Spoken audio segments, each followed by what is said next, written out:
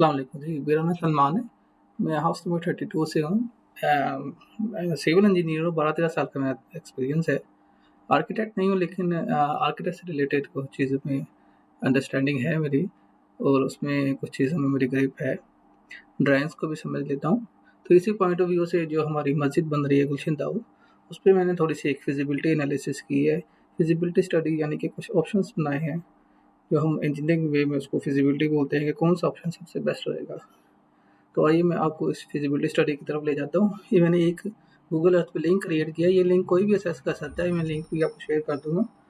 ये लिंक मैं पेस्ट कर रहा हूँ, इसमें हमें सारी मस्जिद की डिटेल्स है, तो उसको कोई भी वेरीफ़ाई कर सकता है, चेक कर सकता है, डायमेंशन चेक कर सकता है या मेजरमेंट्स वगैरह ले सकता है। ये मैं लिंक एंटर कर रहा हूँ, ये लिंक एंटर कर दिया है। अब ये गूगल अर्थ उस लिंक पे जाएगा, या वेब ब्राउज़र पे मोबाइल पे भी ओपन कर सकते हैं, जैसे आपको फिज़िबल लगे। ये जामिया मस्जिद गुलशन दाऊद, ये इसमें ये मैप में खुल जाएगी। ये हमारी सोसाइटी है, ये हमारी लोकेशन है सोसाइटी की। इसको मैं ज़ूम इन कर रहा हूँ। ये साथ बीकन ऑफ स्कूल वगैरह इनका ग्राउंड है। ये जो एरिया है ये हमारा मस्जिद का एरिया है। इसमें जो मैंने मेजरमेंट्स सैटेलाइट से कैलकुलेट की हैं, ये तकरीबन 12 मरले बन रहा है, थोड़ा-सा कम है, लेकिन हो सकता है थोड़ा-सा मेजरमेंट में एरर आई हो। 1 आध फुट की एरर हो सकता है, पॉसिबल हो इसमें। तो दूसरा मैं अब आपको इसमें जो मस्जिद की हमने एक्सटेंशन करनी है, उस मेन जो चीज़ है उसके ऊपर लेके जा रहा हूँ। सबसे पहले हमारे पास एक ऑप्शन है कि हमने राइट साइड पे एक्सटेंशन करनी है। अगर इसकी हम राइट साइड की एक्सटेंशन की तरफ देखें, तो ये वाला पूरा एरिया, ये जो ग्रीन हाइलाइटेड है, ये एरिया सारा नया तामीर होगा। अगर हम इसको यहाँ से सीधा लेके जाते हैं, तो इस एरिया का कोई फ़ायदा नहीं है, सीधा लेके जाने का तो अव्वल इसमें कोई फ़ायदा नहीं है। ये इसमें एक मेन पॉइंट है। और ये फिर ये इसका जो व्यू है सामने से फ्रंट से, वो भी अच्छा नहीं लगेगा। ये बिल्कुल यानी कि अजीब-सा व्यू आएगा। अगर हम ये स्ट्रेट ले जाते हैं तो साफ़ भी पूरी बन जाएगी, यहाँ कोई साफ़ और पॉसिबल भी नहीं है। 1 या 2 हो सकता है नमाज़ी खड़े हो सके, लेकिन वो साफ़ सीधी नहीं बनेगी, इमाम के पीछे नहीं आएगी, यहाँ पे इमाम आ रहे हैं। ये इमाम का सेंटर बन रहा है, ये ब्लू लाइन वाला जो है ये नया एरिया है। इसको हमने कैलकुलेट किया तो ये 325 स्क्वायर फीट बन रहा है, तकरीबन डेढ़ मरला आप कह सकते हैं कि ये बन रहा है। 2 मरले नहीं बन रहा, मज़दूर मिस्त्री जो है वो आपको 2 मरले ही बोलेगा, उन्होंने पैसे ज़्यादा लेने होते हैं। ख़ैर ये जब हमने यहाँ से बाकायदा डायमेंशन मेज़र की, कोई भी यहाँ से मेज़र कर सकता है, यहाँ से मेज़र में जाके इस पूरी डायमेंशन को कैलकुलेट कर सकते हैं कि ये कितनी बन रही है।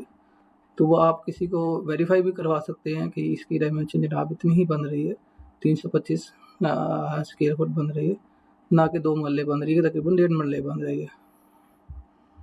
या देख लें ऑलमोस्ट 344 स्क्वायर फुट इस कैलकुलेशन के मुताबिक आई है।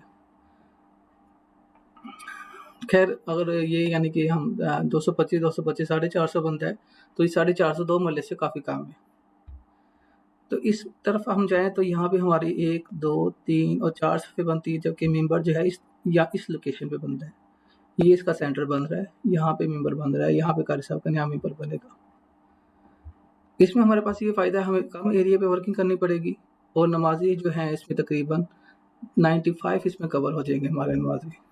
95 नमाज़ी और 752 हमारा टोटल जो है वो स्क्वायर फीट एरिया आएगा नमाज़ पढ़ने के लिए।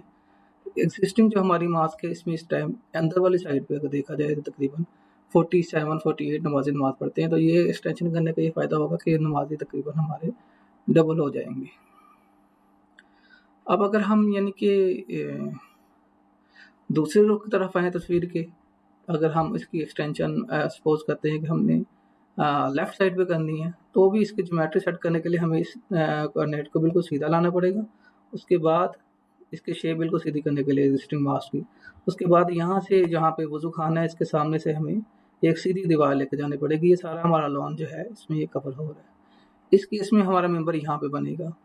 इस केस में अगर जो सफ़े बनती है, वो एक सफ़ ज़्यादा बनती है, लेकिन एरिया जो है वो बहुत ज़्यादा हो जाता है। वो तकरीबन 788 स्क्वायर फुट तकरीबन डबल हो जाता है।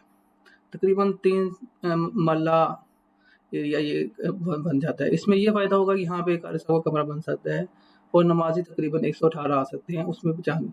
लेकिन इस दोनों ऑप्शन में अगर देखा जाए तो ज़्यादा फ़ीज़िबल ये राइट साइड वाला लग रहा है, क्योंकि इसमें नमाज़ी 95 बन रहे हैं और एरिया तकरीबन 325 फुट है। और अगर हम एरिया को डबल करते हैं तो नमाज़ी भी 200 होने चाहिए, लेकिन हमारा नमाज़ी 200 नहीं हो रहे, यहाँ पे सिर्फ़ 118 हो रहे हैं।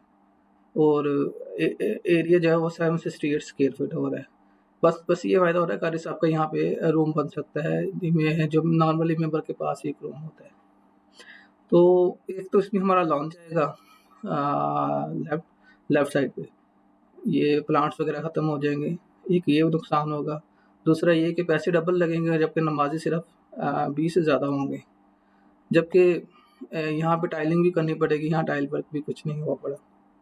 तो अगर हम यानी कि राइट साइड पे देखें तो एरिया भी बहुत कम है, तकरीबन 1.5 मरला है, और मार्बल भी वो बड़ा है, फ्लोरिंग भी बड़ी है। तो ये ऑप्शन हमारे लिए ज़्यादा फिजिबल होगा, लेकिन ये इसमें ख्याल करना है कि ये जो ट्रायंगुलर शेप है, ये बिल्कुल अगर कोई बिल्कुल स्ट्रेट वॉल लेके जाना चाहता है तो उसका कोई फ़ायदा नहीं है, इसमें ये स्टडी में ये शो हो रहा है।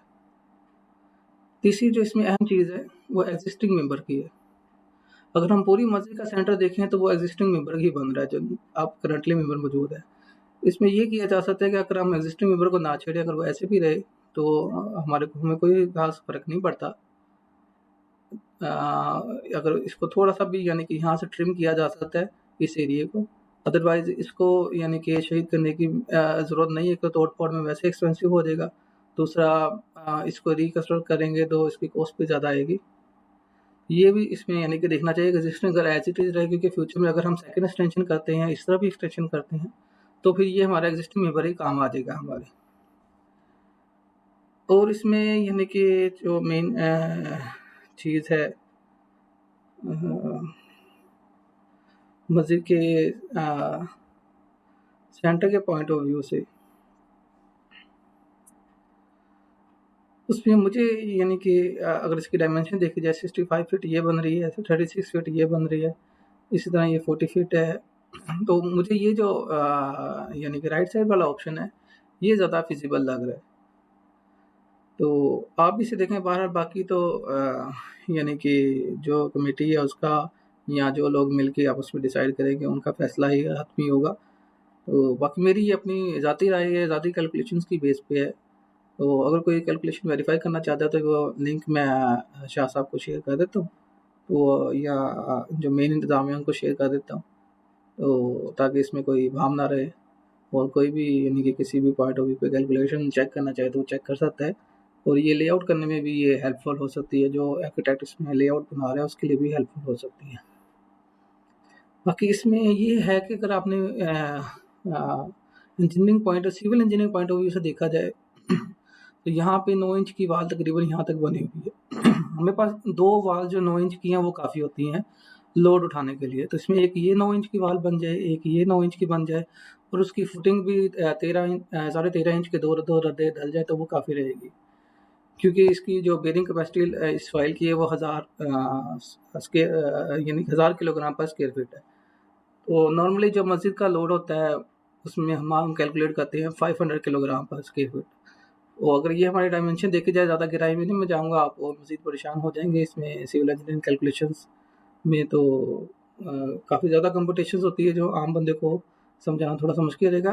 कहने का ये मकसद है कि ये 2 लोड वाली इसकी 13.5 इंच की फुटिंग की जाए और इसकी 13.5 की, और इनके ऊपर कोई भी यानी कि वॉल भी ना बनाई जाए, और कोई यानी कि फुटिंग भी ना की जाए, ये एरिया ऐसे भी छोड़ दिया जाए तो कोई मसला नहीं है। सिर्फ इस एरिया में और इस एरिया में वर्किंग करनी पड़ेगी। और जो स्टील हमने डालना है, रिइंफोर्समेंट डालनी है, वो इस स्लैब के ऊपर तकरीबन यानी कि 1.5 times of this slab length होती है।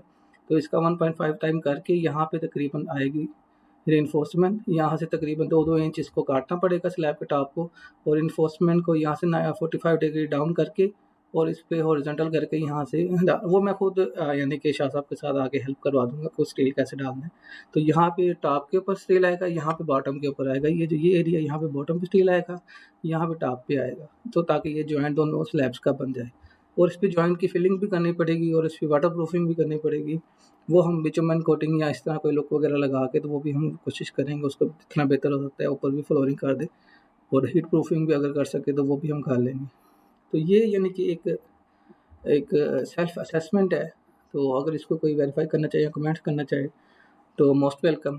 तो thank you very much. I hope कि आपको इसमें अंडरस्टैंडिंग होगी। अल्लाह हाफिज़।